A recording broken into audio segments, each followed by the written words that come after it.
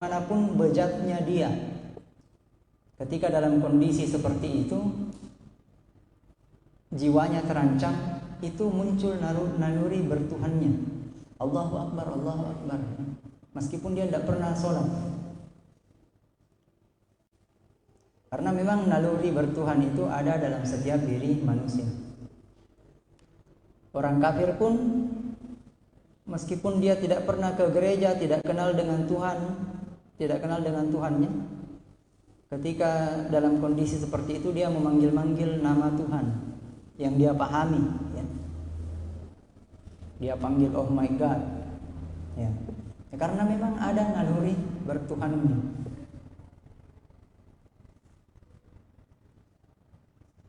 Nah, tinggal bagaimana naluri ini, naluri bertuhan ini, setiap orang itu berbeda-beda dalam merealisasikannya.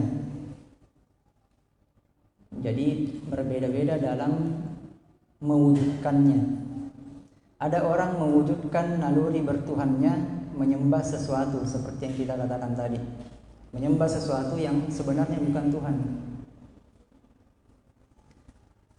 Ada juga manusia yang naluri bertuhannya disalurkan di saluran yang benar, menyembah Tuhan yang memang Tuhan, yaitu Allah Subhanahu wa ta'ala. Nah, orang Islam sendiri dalam menyalurkan naluri ketuhanannya itu kualitasnya berbeda-beda.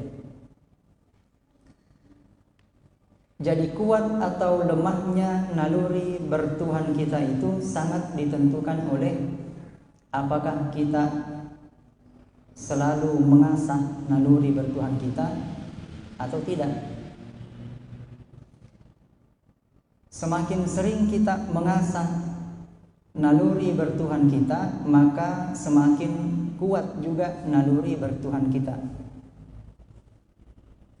Dengan melaksanakan ibadah, hadir di kajian-kajian, hadir di majelis-majelis ilmu, itu semua sarana untuk mengasah naluri bertuhan kita. Makanya kalau ada orang ibadahnya malas-malasan, hadir di kajian juga malas-malasan, tidak mau mendengar, tidak mau menghadiri majelis-majelis ilmu, jauh dari ajaran Islam, naluri bertuhannya akan redup. Tapi sebaliknya, orang Islam yang ibadahnya mantap, kajian ilmunya mantap, rajin hadir di kajian-kajian, majelis-majelis ilmu, maka naluri bertuhannya juga semakin kuat. Jadi kuat lemahnya naluri bertuhan kita itu kita sendiri yang mengasah.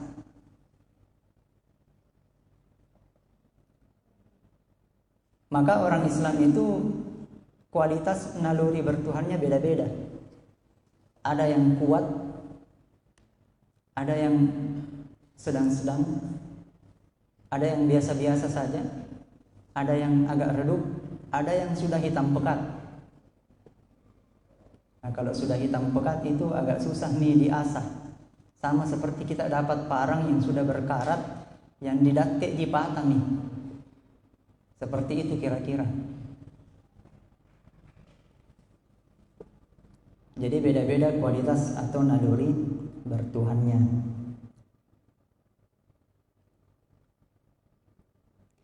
Jadi itu satu di antara beberapa kaidah terkait dengan akidah Islam, yaitu bahwa setiap kita, setiap manusia itu punya naluri untuk bertuhan.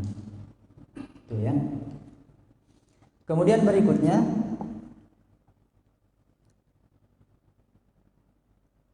kenapa kita butuh negeri akhirat? Nah, ini kan pertanyaan juga. Kenapa manusia harus dijanjikan bahwa ada kehidupan akhirat setelah kehidupan dunia? Kenapa Allah harus menjanjikan, "Wahai manusia, ada itu kehidupan akhirat"? Kenapa harus dijanji seperti itu? Karena manusia itu punya keinginan-keinginan yang tidak terbatas. Coba makin lihat, dari kecil kita mau punya sepeda, ya kan?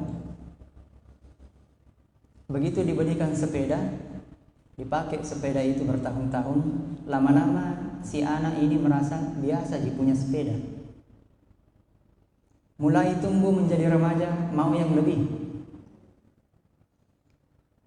minta dibelikan motor. Dipakai motornya bertahun-tahun, lagi-lagi mau yang lebih. Kayaknya bagus punya mobil ini. Beli mobil. Orang lain melihat dia pakai mobil, wah luar biasa.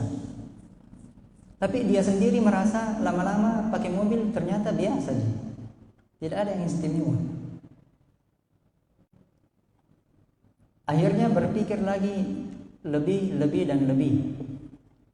Manusia itu, Bapak Ibu, keinginannya itu tidak terbatas.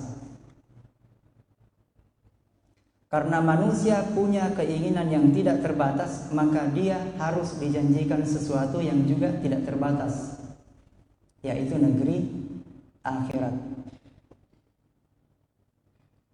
Karena kalau seorang manusia dikasih seluruh isi dunia ini kepadanya, tetap tidak akan cukup. Saking tidak terbatasnya keinginan manusia itu. Meskipun dia dikasih bumi dan seisinya, itu dia tidak akan merasa cukup. Maka perlu dijanjikan yang lebih daripada bumi dan seisinya, yaitu negeri akhirat. Di mana dalam hadis digambarkan negeri akhirat itu seperti kalau kita menenggelamkan jari kita ke lautan, bahtera yang luas itu ya. Kalau kita pernah ke pantai, coba mungkin kasih tenggelam jari telunjuk tak baru diangkat. Yang menetes itulah dunia. Selebihnya bahtera yang luas itu akhirat.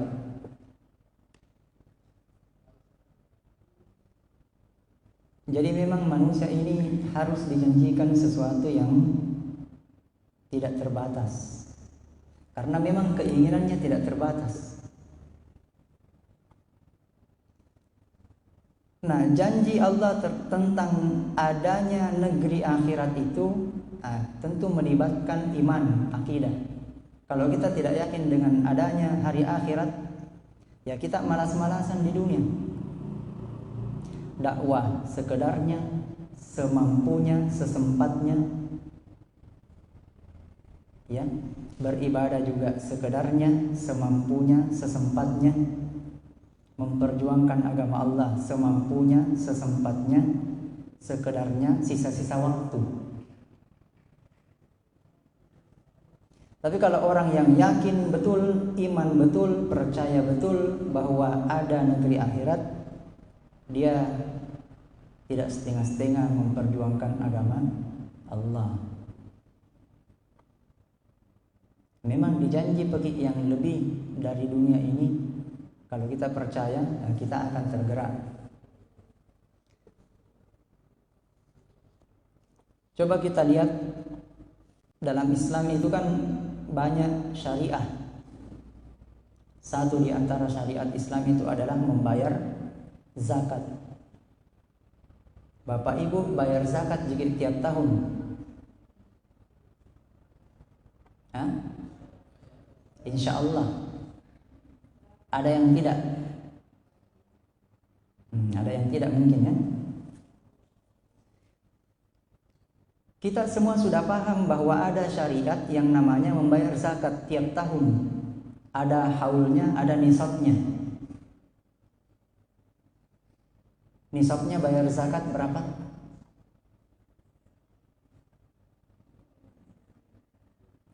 nisabnya bayar zakat mal, bayar zakat harta.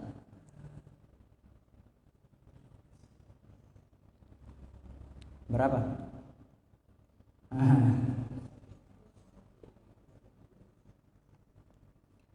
Kalau haulnya 1 tahun ya, 1 tahun. Ya 2,5%. Itu kalau meskipun ada syariat seperti itu, kalau kita tidak melibatkan akidah, pasti kita malas-malasan. Tidak ada yang tahu gitu.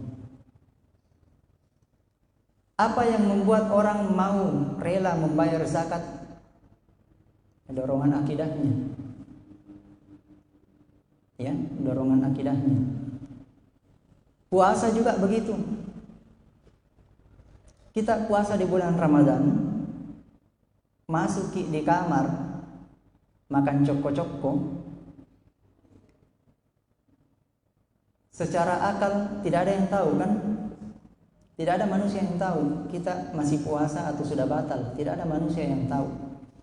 Apa yang membuat kita tidak melakukan itu? Akidah. Ya. Bapak Ibu datang ke sini. Apa yang mendorong kita hadir di sini, duduk di majelis ilmu ini? Apa yang mendorong kita kira-kira hadir di tempat ini? Mau duduk, rela duduk antara maghrib isya? Dorongan akidah. Atau ada dorongan lain? Mudah-mudahan tidak ada. Murni dorongan akidah, karena kita percaya kepada Rasulullah Sallallahu Alaihi Wasallam. Apa sabda Nabi tentang orang yang menghadiri majelis ilmu? Khaffathumul malaikah, dikelilingi malaikat. Wa ghasyiathumur rahmah, dinaungi dengan rahmat. Kemudian hatinya diberikan ketenangan, kedamaian. Duduk di majelis ilmu itu menenangkan hati. Tidak usah jauh-jauh cari obat. Kalau mau kasih tenang hati tak, hadir masjid saja di majelis ilmu, duduk sebentar mendengar satu saja ayat Al-Quran dijelaskan, kita dengarkan, itu sudah menenangkan hati. Ya, banyak orang di luar sana hatinya tidak tenang, gelisah, pikirannya gelisah terus. Ya, ini itu dipikirin semuanya. Ya. Padahal obatnya ada di majelis ilmu. Datang saja, hadir, mendengar, duduk. Ya. Berapa D itu? 4D. Datang, duduk, diam, dengar. Diskusi. Itu sudah menenangkan hati. Jadi kita hadir di sini karena dorongan akidah. Kenapa ada dai yang dia rela meluangkan waktunya untuk mendakwahkan, memperjuangkan agama Islam? Dia melakukan itu tidak lain karena dorongan akidah. Termasuk kita di sini mengurus Masjid Hizbul Watan. Apa yang menggerakkan kita untuk mengurus masjid ini? Kalau bukan dorongan akidah.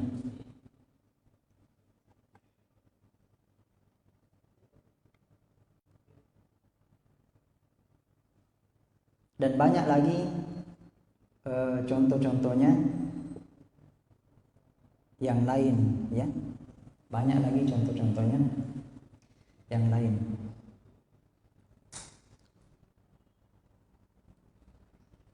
Nah, seorang penguasa misalnya, dia sudah punya jabatan, dia itu kalau mau menerapkan Islam mudah saja bagi dia. Ya, anggota dewan itu kalau sekiranya mau diterapkan syariat Islam di Indonesia ini, anggota dewan itu kalau dia bermusyawarah atas dorongan akidah, semuanya sepakat buang demokrasi, terapkan syariat Islam, selesai. Ya, kalau dorongannya dorongan akidah. Seorang kepala negara satu kali dia bilang kita terapkan syariat Islam. Ada kepala negara di dunia seperti itu. Pokoknya kita terapkan syariat Islam secara total, buang undang-undang warisan penjajah barat. Ada penguasa yang seperti itu? Tidak ada. Karena itu butuh dorongan akidah. Jadi akidah ini Bapak Ibu sekalian energi penggerak untuk kita beraktivitas di dunia ini. Kalau akidah sudah menjadi energi penggerak yang menggerakkan kita mendakwahkan Islam, memperjuangkan Islam, meluangkan waktu untuk Islam, kalau akidah sudah menjadi energi penggeraknya, itu tidak ada yang bisa menghalangi. Makanya setan, iblis itu paling takut dengan orang yang ikhlas. Karena orang yang ikhlas itu hanya mengerjakan sesuatu karena dorongan energi dari akidahnya. Itu yang paling ditakuti setan dan iblis. Yang ditakuti setan dan iblis itu bukan orang yang kuat fisiknya, yang kekar badannya, yang cerdas otaknya, bukan itu. Yang ditakuti setan dan iblis itu orang yang ikhlas. Karena orang yang ikhlas itu bekerja memperjuangkan agama Allah karena dorongan energi akidahnya, bukan karena dorongan duniawi. Karena ini harus hati-hati juga. Tidak pernyataan-pernyataannya yang menyudutkan umat Islam. Keluar pernyataan-pernyataannya yang mendukung budaya-budaya di luar Islam. Kalau bicara tentang budaya di luar Islam, oh kita harus hargai, itu bagus ya. Itu bisa menjadi inspirasi ya. Tapi begitu bicara ajaran Islam, oh itu radikal. Oh itu bahaya, ancaman terhadap NKRI. NKRI harga mati. Tapi kalau dia bicara tentang budaya orang kafir barat, oh itu harus kita hormati. Orang yang berpakaian setengah telanjang itu kata mereka harus kita hormati, itu budaya. Itu bagian dari keanekaragaman. Oh enak sekali bicaranya. Tapi begitu bicara tentang ajaran Islam, ada umat Islam yang mau menerapkan syariat Islam, itu radikal. Itu berbahaya. Itu ekstremis. Itu teroris, macam-macam.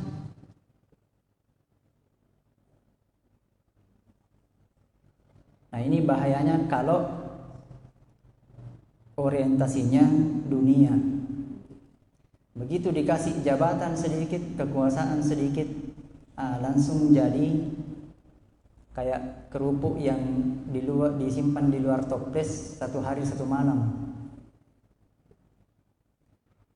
Kata orang Jawa melempem. Orang di sini bilang molei.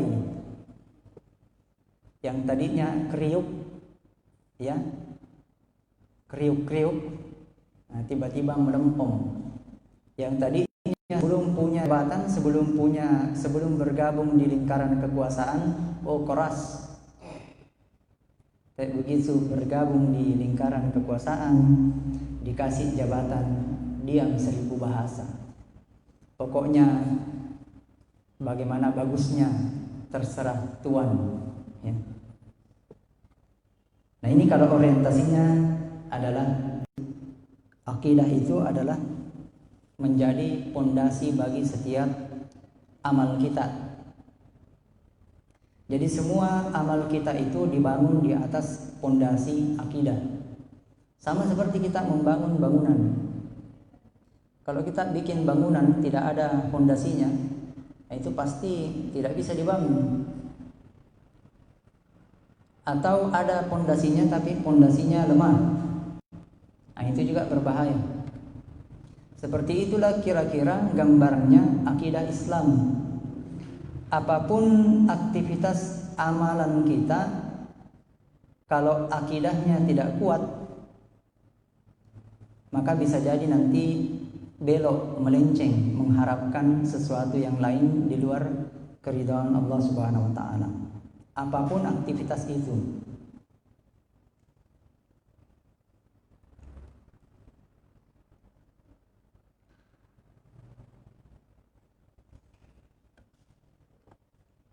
Ya. Jadi kalau kita mau melihat akidahnya orang itu bagus atau tidak, ya dilihat saja sejauh apa komitmennya terhadap Islam. Apapun aktivitasnya, dia selalu kembalikan bagaimana ajaran Islam. Kalau dia mengurus masjid, nah dia harus paham bagaimana ajaran Islam tentang tata cara mengurus masjid. Kalau dia berbisnis, maka dia akan mengembalikan kepada ajaran Islam bagaimana tata cara berbisnis menurut ajaran Islam. Akad-akad muamalah, ketika dia bertransaksi, berakad-akad muamalah, kalau akidahnya bagus, tentu dia punya komitmen untuk mengembalikan akad-akad muamalah itu bagaimana menurut pandangan ajaran Islam, dan begitu seterusnya. Semua aktivitasnya akan dikembalikan bagaimana Islam memandang aktivitas itu. Baik, mungkin ada waktu beberapa menit sebelum masuk Isya. Mungkin ada yang mau didiskusikan, boleh berkaitan dengan tema ini, boleh juga di luar tema. Siapa tahu ada yang mau didiskusikan. Kita ada waktu. Isya masuk jam berapa?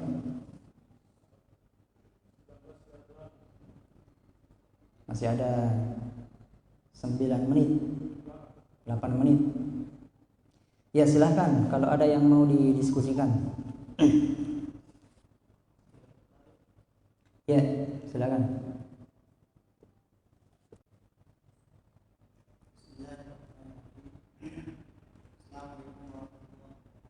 Waalaikumsalam.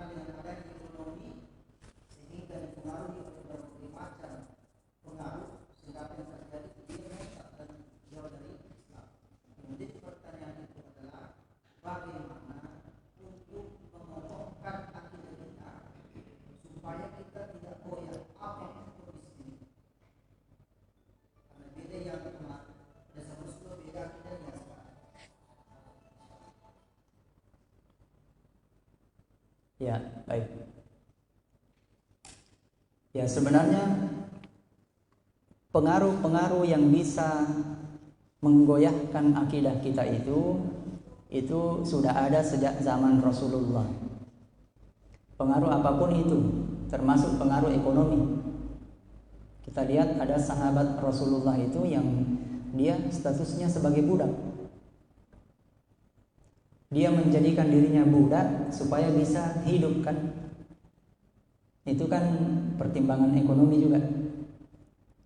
Tapi yang istimewa seperti sahabat Bilal bin Rabah, status beliau itu budak. Status beliau budak dan beliau itu masuk Islam sembunyi-sembunyi. Tuannya tidak tahu bahwa dia masuk Islam. Begitu dia ketahuan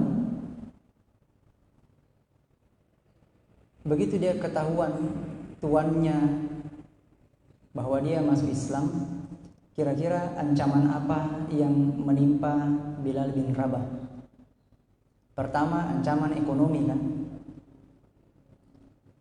Otomatis karena dia statusnya budak, bisa jadi tidak dikasih dimakan sama tuannya. Dia dipaksa oleh tuannya untuk kembali ke agama nenek moyang. Jangan dekati Muhammad.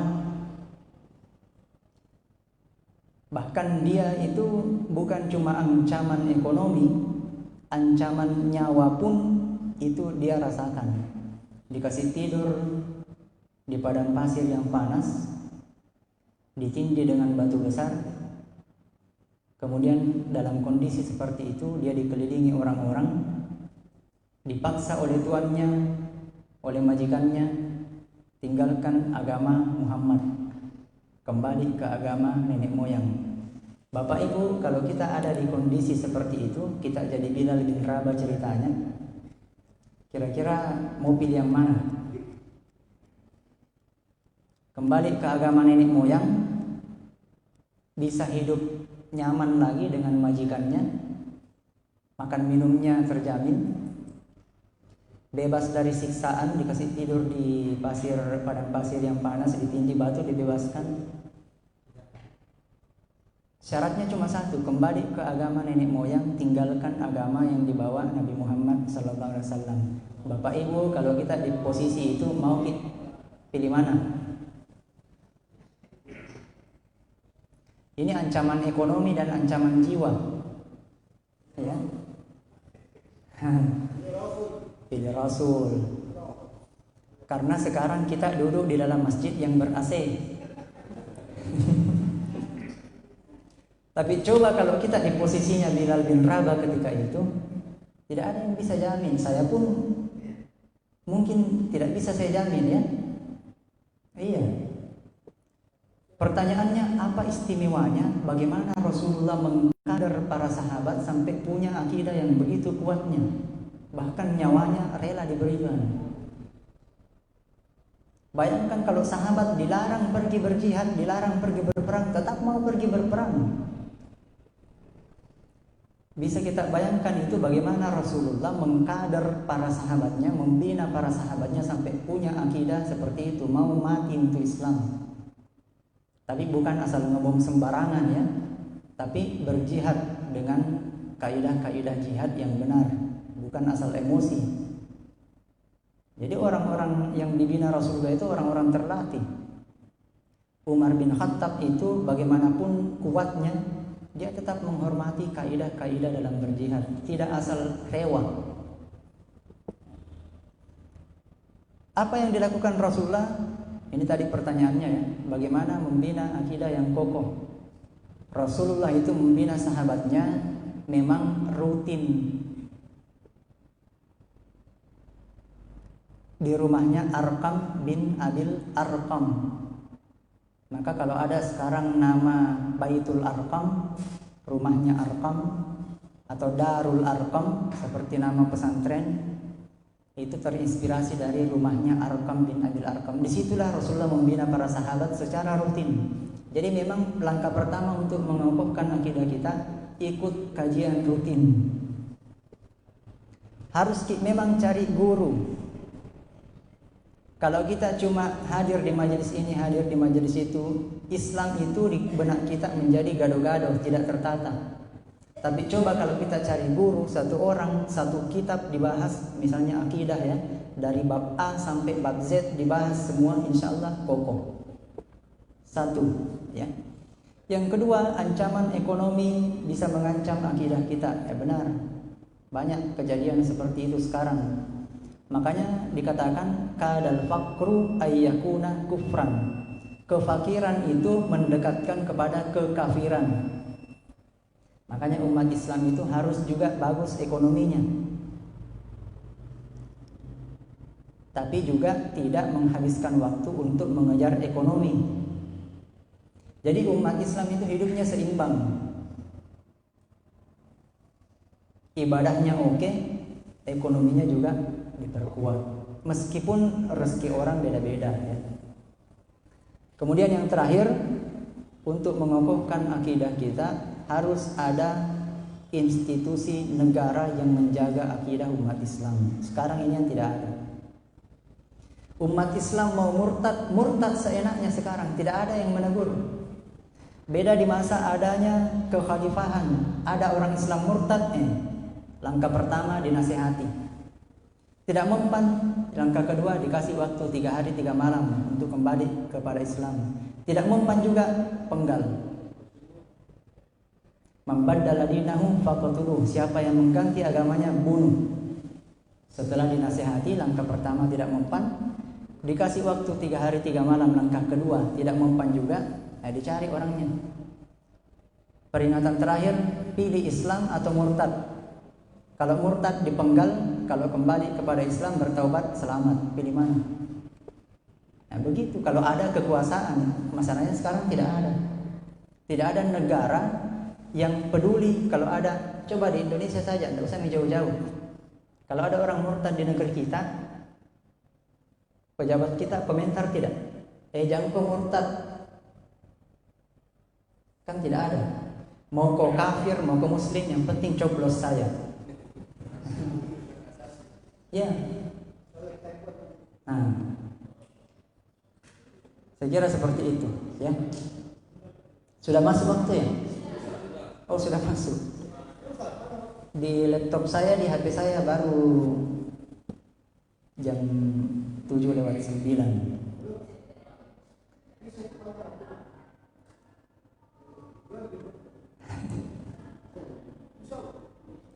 Baik. Karena sudah masuk waktu ya, kita sambil menunggu sholat isya, mari kita tutup dengan bersama-sama membaca hamdalah alhamdulillahirabbil alamin dan doa kafaratul majlis. Subhanallahumma wa bihamdik, la ilaha illa anta, astaghfiruka wa atubu ilaik. Wallahu a'lam bishawab. Assalamualaikum warahmatullahi wabarakatuh.